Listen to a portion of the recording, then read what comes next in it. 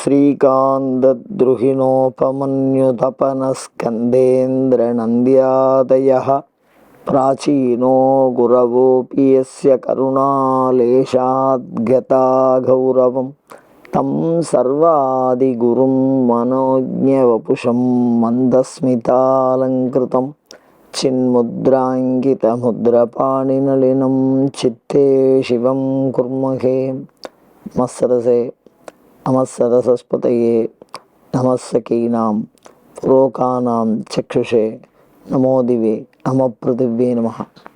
சங்கரா தொலைக்காட்சி நேயர்களுக்கு நமஸ்காரம். லலிதா சகஸ்ரநாமம் சிந்தித்து கொண்டிருக்கிறோம். 689வது நாமாவளி ராஜ்யலக்ஷ்மி. ராஜ்யலக்ஷ்மீ கோஷநாதா சதுரங்கபலேஸ்வரி. லக்ஷ்மி நம்ம பலவிதமாக கேள்விப்பட்டிருக்கோம். என்னென்ன தைரியலக்ஷ்மி, வீரியலக்ஷ்மி, விஜயலக்ஷ்மி, தனலக்ஷ்மி அப்படின்னு 8 விதமான லக்ஷ்மிகளை நம்ம கேள்விப்பட்டிருக்கோம். அதில் லலிதா சகஸ்ரநாமம் ராஜ்யலக்ஷ்மி அப்படின்னு ஒரு வகையை சொல்கிறோம். இந்த நாமாவளியிலிருந்து தொடர்ந்து ஒரு பிரார்த்தனை பண்ணுறவா அப்படின்னா அதில் எல்லா வகையானவர்களும் இருப்பார்கள். உழவர்கள் இருப்பார்கள், அவளுக்கும் பிரார்த்தனை நடக்கணும். வியாபாரிகள் இருப்பார்கள், அவளுக்கும் சொல்லணும். அது மாதிரி அந்தணர்கள் இருப்பார்கள், அவளுக்கும் சொல்லணும். இது மாதிரி என்னென்ன மாதிரி மக்கள் இருந்தாலும் அந்த வகையில் இந்த ராஜ்யலக்ஷ்மி அப்படின்னா அரசர்களால் பெரிதும் போற்றப்பட்ட இந்த மகாலட்சுமி ராஜ்யலக்ஷ்மின்னு சொல்கிறார். இந்த ராஜ்யலக்ஷ்மி அப்படிங்கிறது என்ன மாதிரி வடிவம் அப்படின்னு சொன்னால், ஒரு இடம், அரசர்களுடைய எல்லை. இப்போ ஒரு ராஜ்யம் அப்படின்னு சொன்னால் அந்த அந்த நாட்டுக்கு ஒரு எல்லை இருக்கோ இல்லையோ, அந்த எல்லை வரைக்கும் அந்த எந்த மன்னனால் ஆளப்படுறதோ அந்த மன்னனுடைய ஆளுமைக்கு உட்பட்ட பகுதியை ராஜாங்கம்னு சொல்கிறோம். லக்ஷ்மம்னாலே அடையாளம்னு அர்த்தம். அப்போ ராஜ்யலக்ஷ்மி அப்படின்னா என்னன்னா, மன்னனால் ஆளப்படுகிற பகுதியிலே விளங்கி தோன்றுகிறவள். இந்த ராஜ்யலக்ஷ்மி நமக்கு உருவமாக இல்லாமல் மண்டலமாக தான் வழிபடப்படுறது. அப்படி ஒரு முறை இருந்திருக்கு. அரசர்களுக்கு அறுவகை சுற்றம்னு சொல்லுவாள். 6 பேர் மந்திரி, தளபதி, அது மாதிரி இருக்கும்போது அதில் ஒரு பூஜகர் இருப்பார், ஒரு குரு, குலகுரு இருப்பார். தேவதா சம்பந்தமாக அவரை சொல்லியிருக்கு. அவர் இந்த முழு ராஜ்யத்தையும் மண்டலமாக்கி அந்த மண்டலத்தில் லக்ஷ்மியை ஆவாகனம் பண்ணி மண்டல பூஜை மாதிரி பண்ணியிருக்கா.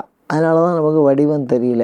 லக்ஷ்மின்னா அந்த வடிவத்தை தான் நம்ம பார்த்துருப்போம், கமல தாமரை வச்சுருப்பா அப்படின்னு இல்லாமல் மண்டப ரூப மகாலட்சுமி அப்படின்னு யாகசாலையில் ஒரு தேவதையை வழிபாடு.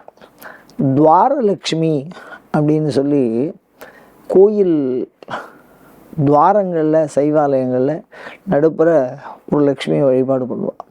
அந்த மாதிரி இந்த ராஜ்யலக்ஷ்மி அப்படிங்கிறது ஒரு விதமான குறுக்கு நெடுக்குமான கோடுகள், எந்திரம் மாதிரின்னு வச்சுங்களேன்.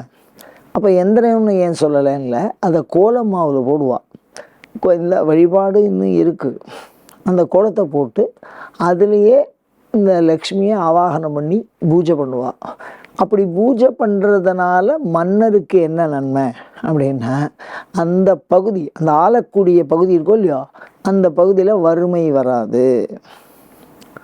ஏன்னா ராஜாவுக்கு ஜனங்க மேலே அக்கறை, வறுமை வராமல் இருக்கும். அதே மாதிரி இப்போ வயலாக இருக்குன்னு வச்சுக்கோங்க, அது நல்லா செழிப்பாக இருக்கும். கிணறாக இருந்தால் தண்ணி நல்லா நீர் சுரக்கும். ஒரு வியாபார ஸ்தலமாக இருந்தால் நிறைய வெளியாட்கள் வந்து போகி அந்த வியாபாரம் பெருகும். இப்படி நாட்டில் யார் எங்கே இருந்தாலும் அவள் ராஜ்யத்துக்குள்ளே இருக்கிறவா அனைவருக்குமே க்ஷேமத்தை செய்யறதுக்காக ராஜாவால் வணங்கப்படுகிற ஒரு தேவதை இது. ராஜாவுக்கு தனியாக கோயிலே இருக்குது. ராஜா சாமி கும்பிடுற கோயிலுங்கிறது அரண்மனைக்குள்ளேயே இருக்கிறதா சொல்கிறான். அந்த அரண்மனைக்குள்ளே மாத்திரம் அவள் தலைமுறை மாத்திரம் சாமி கும்பிடுவா. அப்படி வரும்போது இந்த ராஜ்யலக்ஷ்மியை பூஜை பண்ணுறதுக்கு மண்டல ஸ்வரூபத்தில் ஒரு இடம் இருக்கும், அதில் பூஜை பண்ணுவாள். அப்படி பூஜை பண்ணுறதுனால சர்வக்ஷேமமும் வரும்னு சொல்லியிருக்கு. ஒரு செவி வழி செய்தின்னு சொல்லலாம், இலக்கிய தகவல் அப்படின்னு சொல்லலாம். அங்கொன்றும் இங்கொன்றுமா இதுக்கு ஒரு குறிப்பு இருக்குது. என்ன விஷயம் அப்படின்னா, கண்ணகி மதுரையை எரிக்கிறதுக்கு சாபம் விடுற மாதிரியும், அந்த சினம் தணிஞ்சு ஏதோ ஒரு தவறு நடந்து போயிடுத்து, அந்த ராஜா தீர்ப்பு அந்த ராஜாவினுடைய மனைவி ராணி இவெல்லாம் கூட இறந்து போயிட்டா.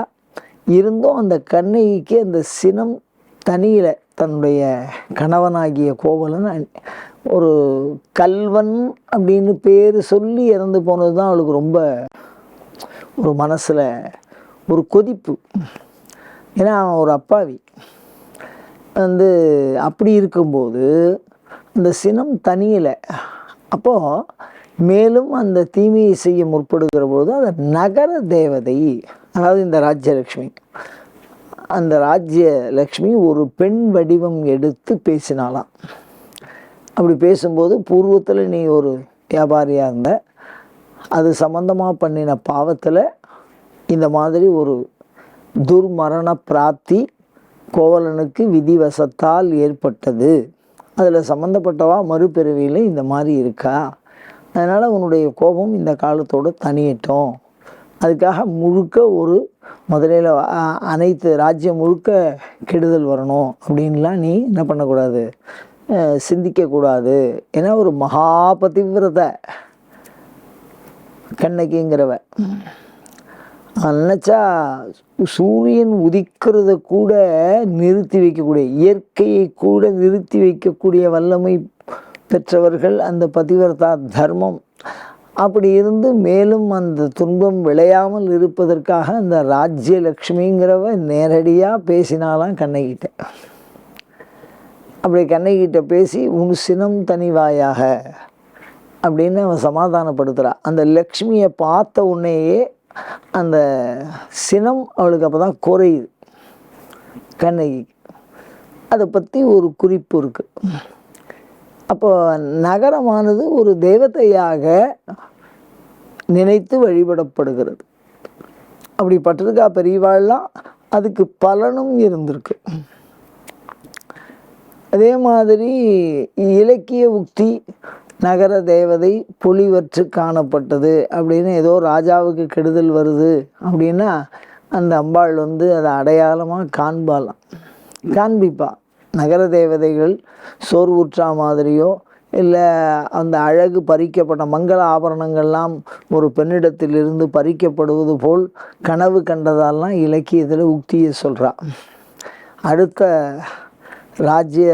ராஜா ஒரு நாட்டு அந்த ராஜ்ய பகுதிக்கு தொந்தரவு பண்ணி அதை பிடிக்க போகிறான் அப்படின்னா அதெல்லாம் காட்டி கொடுக்குமா இந்த ராஜ்யலக்ஷ்மிங்கிறது. அதெல்லாம் சரிதான், மக்களுக்காக அரசன் வணங்கிய ராஜ்யலக்ஷ்மின்னு சொல்கிறேன்.